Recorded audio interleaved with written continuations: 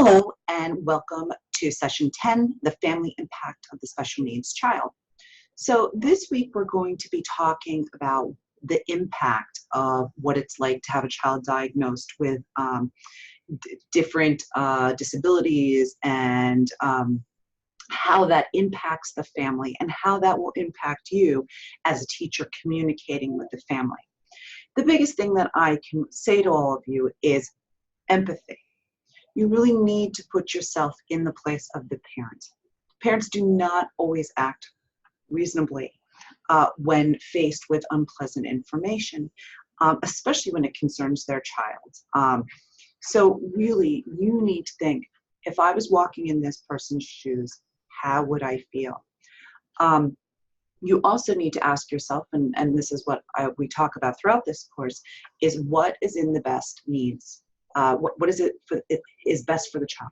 What is in the child's best interest?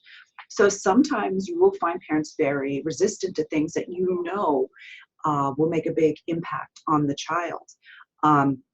You also need to remember that legally speaking, the parent needs to agree to the interventions that you are proposing. So you need to work with empathy. You need to be very emotionally available during this time so that you can create this partnership that really works in the best interest of the child. In one of our activities for this week, it's collaborating with families, and it's going to ask you to put yourself in that parent's shoes so that you can start to think, what would it be like? How would it feel? And how would you react?